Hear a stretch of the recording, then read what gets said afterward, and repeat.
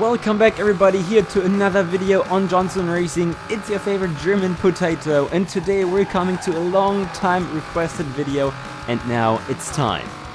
This is for all people who are interested in how we tune our cars, how we make them fast. It's also related to our currently running Forza Horizon 4 community clash, in which you need great setups to succeed at the end and win great prizes. I'm going to show you one specific car in this video, which is the Ford GT in S1 class. It's basically the best overall S1 class car you can find, and that's why I thought it's interesting to see what makes it so fast, so OP. I'm also explaining what the different upgrades and settings are doing with your car theoretically, but I won't be super scientific here, as Forza Horizon 4 is definitely not favoring realistic settings most of the time. In the end, you're gonna have a decent overview of important do's and don'ts after watching this video that will help you to create your own setups. But hey, please still download our tunes. Just like when you tune on your own, I'm going to start with the upgrades and continue with the fine-tuning settings afterwards, as great tuning settings are nothing without a good build, which is always the most important part. The first thing you do is to check the conversions tab to see if there are any interesting engine or drivetrain swaps or the aspiration, because different upgrades here also mean other upgrade paths later. In terms of engine swaps, you need to know that Forza's PI system favors some of the swaps, which means that they're much more powerful than your stock engine or other swaps. In the case of the Ford GT, we have three different options here: the 8.4 liter V10, the racing V12 and the V6 TT. Generally, this is to say that the most crucial factors are weight, handling and power. You want to min-max your build and reach a great balance between all of them, especially for an all-round build like we're going to do it. At first we see that the V10 and the V6 TT both cost 18 PI, but we'll get much more torque and a bit more power in the V10, while the V6 TT is only 2 kilograms lighter. So that's a very easy decision here for the V10. Now we have to decide whether we take the V10 or the V12. As you can see, the stats really differ now. The V12 needs 37 PI, but also boosts our power and reduces the weight significantly. Here you have two of the best engines in the game, and it definitely varies from case to case which is the better one.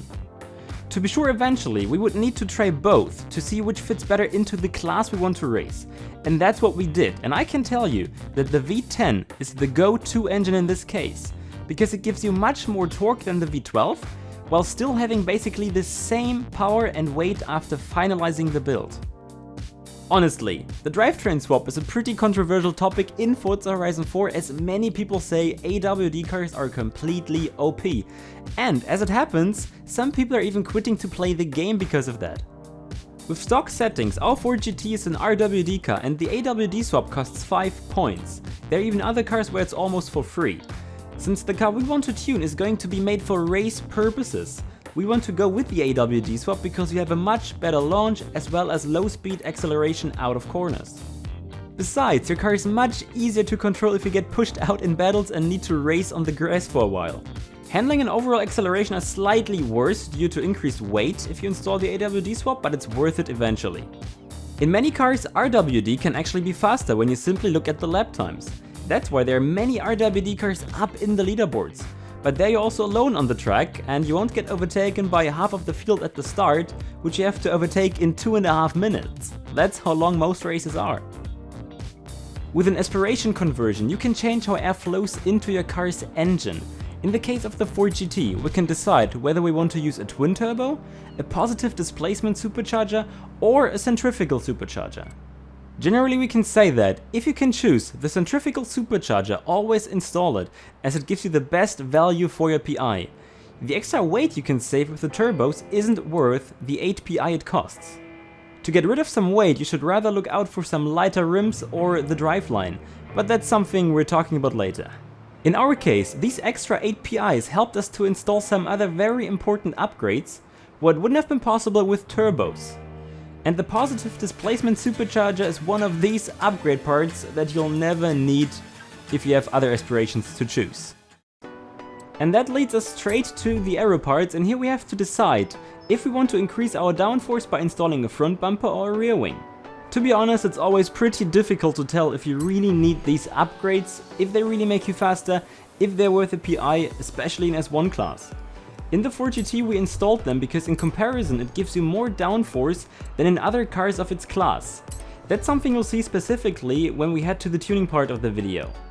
There is also no go-to setting, since every car gives you different downforces, so you really have to test it or check it in your tuning menu. We can only say that our lap times got significantly faster when we installed the aero parts in our case. Normally the front bumper increases your PI and the rear wing decreases it, which can be helpful sometimes if you need to find some points for your setups. But watch out, only installing the rear wing can add some serious understeer to your car. Besides, some cars give you the option to install a wide body kit that will also lead to the possibility to install wider tires than normally. Even more important than the aerodynamic grip, which we just talked about, is the mechanical grip. That's why we need to talk about tires and rims now. At first you want to check your tire compound, as we can only install race tires and other tire compounds like the snow tires and drag tires, which are not important for this video. The car already features sport tires. Installing said race tires would increase our handling a lot, from 7.4 handling to 8.1. If you're looking for a good all-round car in S1 class, you always want to have something around 8.0 at this stage before installing the weight reduction, which means we definitely need to install race tires now, even though they're pretty expensive with 24 PI. If you have pure handling beasts like the Expo GT4 for example, you probably won't need race tires, but generally this is your go-to compound for S1 class and upwards. Wider front tires aren't really important as they cost 3 PI and won't give you a significant advantage in Forza Horizon 4. I can't even remember if one of our cars from the latest Best S1 Class Cars video featured them. If you have some PI to spare you can try using them, but other upgrades are definitely more important. Wider rear tires though are something you definitely want to include in your AWD build as they reduce PI and also increase your traction and rear stability, so that's an easy pick for you. By the way, these best settings are the complete opposite compared to Forza Motorsport, where you always try to install wider tires, instead of installing a grippier compound. Since we come from Forza Motorsport, that's a lesson we had to learn in the beginning of Forza Horizon 4, where our tunes always featured wider front tires, but we got rid of that behavior. Now we're heading to the drivetrain, which gives you the option to tune clutch, transmission, driveline or the differential. Installing the race clutch makes the shifting time slightly faster and reduces 1 kilogram. Besides, you can use manual shifting without clutch, because you won't lose time during your gear changes anymore. As we are racing with clutch, this 1 PI we would lose is better spent somewhere else, and that's why we didn't install it for our setup. In terms of transmission, we get the option to install the race transmission, which means we already own the sport transmission as it's always part of the Awd Swap we installed earlier. Normally the sport transmission is enough, because you can already change the final drive in your fine-tuning menu. If the race transmission doesn't cost any PI, go ahead and install it as you can fully customize your gears. Let me also tell you that in some cars you can even get back some PI by installing specific transmissions. So keep your eyes open for a few spicy extra PI. Since the sport transmission was already good enough for the 4GT, we kept it this way and didn't install the race transmission. By installing the race driveline, your car can lose some extra weight. From a technical point of view, it's more complicated of course, but knowing the facts is pretty obsolete here in Forza Horizon 4. And generally this is a setting which you check when you're almost done building your car, and you're able to spend a few last PI, just like rims or flywheel. And yep, we didn't use it for our setup. The race differential is an upgrade which you have to install, since it gives you the possibility to fine-tune your differential settings, which means it's going to be very important for the final setup of your car. Besides, it doesn't take any PI, so don't hesitate to install it. Our car has 873 PI at the moment, which means we still have 27 PI to spare, and it will definitely be less after the platform and handling section. The first upgrade we can install, and also possibly ignore, are the brakes. Theoretically, race brakes reduce your braking distance and also give you the opportunity to customize your brake pressure and brake balance, which is good if you don't like the normal settings. Generally, race brakes are a good way to change the car's behavior to your personal preference and to lose a specific amount of weight. But lately we found out that they're too expensive PI-wise, and you should spend your PI on other parts, mostly engine upgrades. The thing is, you don't have that many pure braking parts in Forza Horizon 4 compared to the circuit-centered ones in Forza Motorsport. Besides, there's no real need to trail brake in Forza Horizon 4, and that's why you don't really need to change the brake balance. You probably still need to use race brakes if you have a car with super bad stock brakes, which you can't feel at all, but the 4GT isn't one of them, and so are many others. We didn't install them. If you install race springs and dampers, you'll be able to change settings like your ride height, rebound and bump stiffness, the stiffness of your springs, as well as the whole alignment section. And that's why it's part of our setup, and we'll talk about it later when we head to the fine-tuning section.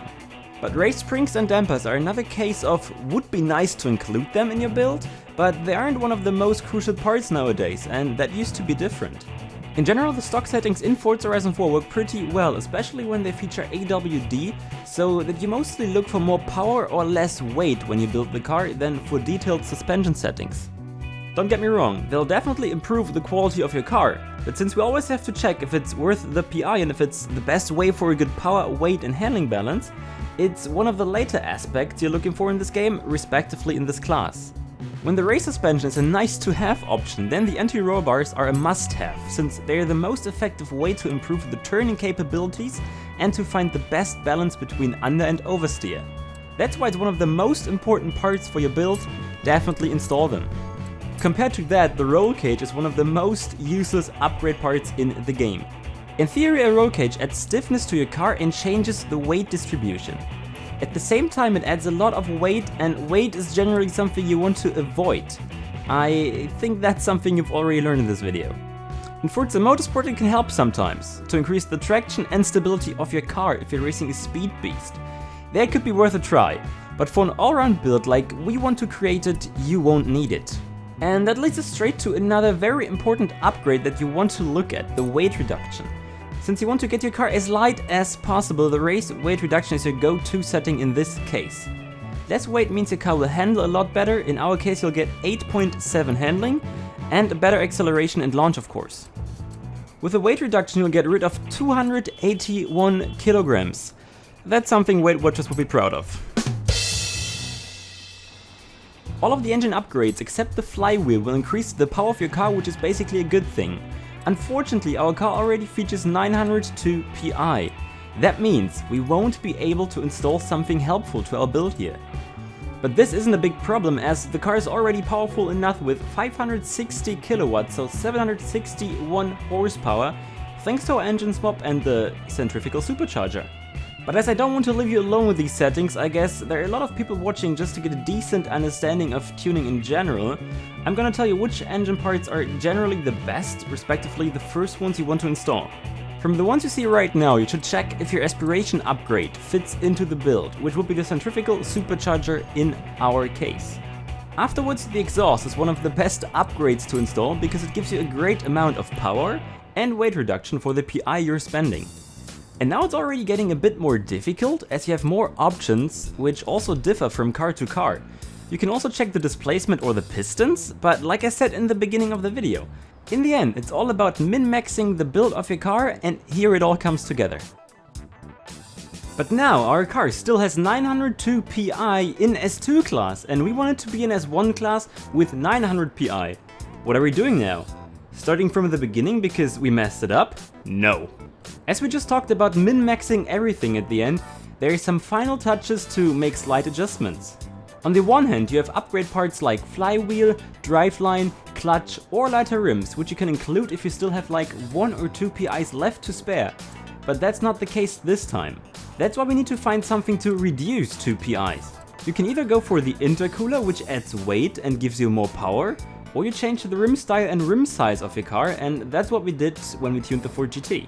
For our setup, we needed to use the heaviest rims you can find so that the car still fits into S1 class eventually. You can use the Awd Racing Super Turismo GT for example, that will make your car 5 kilograms heavier and also slightly uglier. And if you want to have a much uglier car, go for the HRE Vintage 935.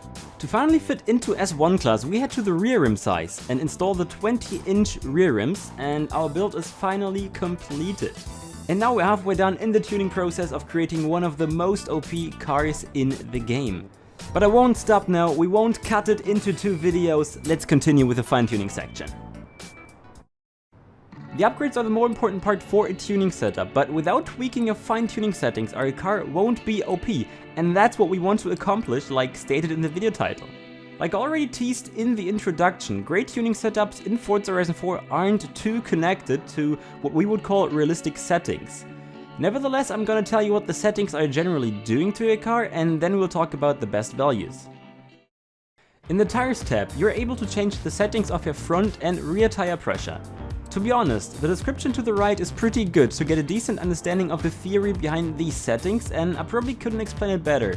So if you're interested in it, work your way through it. In Forza Horizon 4 you want to set your tire pressure pretty low basically, because the game seems to ignore the negative effects of having a low pressure, such as high friction and therefore the risk of reaching high tire temperatures and losing grip. We found out that the sweet spot for both front and rear tire is around 1.0 to 1.6 bar. Yes, it's that low and it's basically pretty nonsensical, but it's generally the way to go. You also won't lose that much top speed, it's only something about 2 or 3 km per hour in the telemetry, which means you won't even feel it on 99% of the tracks. The only thing you need to watch out for if you use very low settings is your steering input. If you're overstressing your tires by turning in too much, the car could lose more speed and grip. So try to be as smooth as you can when you steer. And yes, for the 4 GT we used 1.0 and 1.0. As you've seen before in the upgrade section, we only installed the sport transmission, since tweaking the final drive is usually enough to get a decent gearing setting.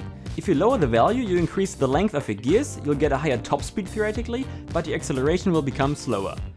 As you can see on the left, our car only features a top speed of 291 km per hour at the moment, and that's definitely not enough for a good S1 class car, which means we have to increase it by moving the slider to the left, until you reach something about 3.44. Generally you want to make your gearbox as short as possible, and as long as needed for such an all-round car we're creating. Exceptions prove the rule. I could even make the gears longer, as you can see, and I'd be able to reach 355 km per hour, but since we never reach this value in most tracks, you should rather go with a slightly faster acceleration, so get back to 3.4 and you should be good. Just like I told you to read the description of the tire pressure settings, I'm also recommending the alignment one, since it's explaining the effects in a pretty good manner. To put it simple, reducing the front camber leads to a better turn-in reaction, and the more downforce you have, the less camber is advisable. All in all, the front camber is a very important tool in Forza Horizon 4 to cope with understeer. Reducing the rear camber increases traction out of slow corners, but can also lead to instability in faster, longer turns. Besides, the more negative your camber, the worse your braking distance. Relatively, the 4 GT features a lot of downforce and enough grip in turns, which means we can reduce the camber to give the car a better turn-in. That's why we changed it from stock settings to -1.1 degrees and -0.7 degrees. In our opinion, the toe setting is something you want to check at the very end, when you're done with most of your tweaks and if you're not able to address some driving characteristics with your other tuning settings. It's basically the fine-tuning of the fine-tuning settings. Besides, in Forza Horizon 4 it seems to be the opposite of the normal tuning theory in reality. Means, if you increase your front toe to a positive value, your car will turn in more extremely, more aggressively. And if you decrease the rear toe, the rear end stability of your car will be increased. These are actually the only two ways you want to set up your toe settings in Forza, but in the case of the 4 GT we didn't change anything. In general, the higher the front caster value, the more straight line stability. In Forza you're mostly using higher values for this setting, as it makes tap steering much easier. Decreasing the front caster can be an aggressive way to get a better turn-in reaction in cars that simply don't want to turn. But you'll also lose speed in turns. I'm thinking about boats and weird cars like those RWD speed builds, where it could help to decrease this value. But normally you have something around 6.0 to 7.0, which we also used for the 4 GT. Anti-roll bars are the go-to setting to tweak your car for mid-corner purposes. The softer the roll bar in Forza Horizon 4, the more grip for your car. But more grip also means that your car will turn worse mid-corner, and you shouldn't always run super soft roll bars for both settings, as your car will suffer from serious understeer. Remember, our car features an Awd Swap. We didn't install a wider front tire but the widest rear tires. Due to that, our car already features understeery tendencies that we want to reduce. That's why you should always start with 165 for Awd cars, even if it sounds pretty weird right now. If you notice your car is oversteering too much, reduce the rear anti-roll bar and increase the front one to find your sweet spot. And well, we used 165. Spring stiffness controls how the car's weight is transferred in different situations, such as acceleration, braking or cornering. Basically, if a car oversteers out of turns or struggles with traction, you should stiffen your front springs and soften your rear springs. In this game you always want to use a pretty soft setting. That's why we used 110.8 and 129.4. This is always a good example that you want to have softer front springs than rear springs with most AWD builds. The ride height determines the center of gravity of your car. Generally it's better to have a very low value. Unless your car bottoms out, then you'll have to increase it. If you increase the front ride height, your car will potentially turn in better, but you'll also lose mid-corner grip. For the Ford GT we used the lowest possible values with 11.3 and 11.4. The dampers are closely connected to the function of the car's springs. In short, bump damping offers resistance to compression of the spring, where rebound damping offers resistance to extension of the spring. If you want more grip on a turn-in, you should lower your bump settings, while you increase it for more mid-corner speed. If your car oversteers when you turn in, you also want to stiffen the front bump, but in a way that doesn't make it oversteer during the rest of the corner. You could also try to soften the rear bump to accomplish the same. Our settings are pretty low as we changed them to 3.3 and 3.8, which led to a much better performance in low-speed corners, while still maintaining enough speed through mid-speed corners. Most of the time the rebound settings should be stiffer than the bump settings. There are only a few exceptions, like in super grippy monsters for example.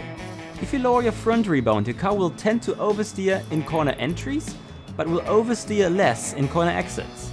And it's the opposite for the rear part of it. Like always, it's about the balance you're using.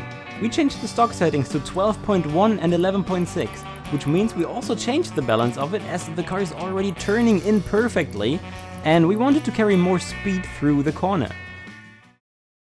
With the aero settings, we are reaching a part which isn't that complicated compared to the stuff we talked about before.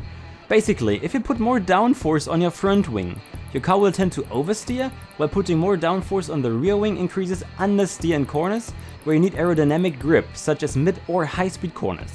More downforce also means less acceleration and top speed. In most cases in these higher classes you definitely want to go with a full front wing and a completely decreased rear wing. Funnily enough, we didn't go with this rule in our case, as we only have 120 kg force instead of 133 on our front wing, since the car was already steering perfectly, and we didn't want even more oversteer, and yeah, went with a better acceleration instead. By the way, the change didn't affect the top speed value on the left because it's limited by the gearbox, which we just talked about earlier.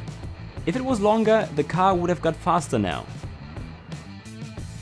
Our car doesn't feature race brakes. That's what we also talked about in the first part of this monstrous tutorial.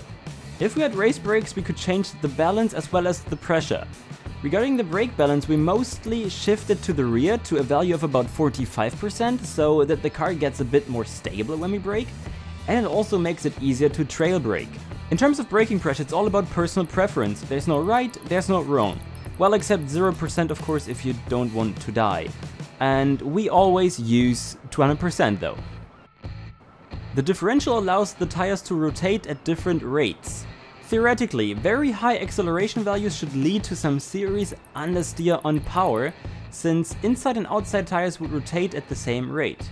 In Forza Horizon 4 though, that seems to be slightly wrong, because running super high acceleration values decreases your understeer midturn for some reason. On the other hand, deceleration is mostly important coasting through corners in Forza Horizon 4, and we always tried to keep the values very low so that the car rotates nicely as soon as you let off the brakes. These two aspects lead to a very weird setting, as you always use 100 and 0 for both, front and rear, in your AWD build. It would be different in RWD and FWD cars, of course. Regarding the differential balance, you should try to aim for a value between 60 and 70 for speed builds, 70 and 80 for overall builds, and even above 80 for handling beasts. With a value of 100%, you would be close to the characteristics of an RWD build, and if you were using 0%, you could also raise a Renault Twingo. Since we go with an all-round build, which already features grip because of wider tires in our case, the Ford GT features aT to transfer more power to the rear tires, and therefore getting more lateral force at the front tires, and improve our cornering. But you could also use a slightly smaller value here, I guess. And that's already it, ladies and gentlemen, probably the longest tutorial I ever uploaded, but I think it was worth the effort. I hope it was helpful for you to see how we tune our cars to make them pretty good, so that you're able to make your own tunes even better now. If you liked the video, don't forget to smash that like button and don't hesitate to share this video with your friends if they are also struggling with their cars. Also tell me in the comment section how you normally tune your cars and what are the differences between your and our approaches. Also don't forget to check one of these videos on the bottom, which might be interesting for you as well, and yeah, good luck to all participants in our community tournament. I see you next time.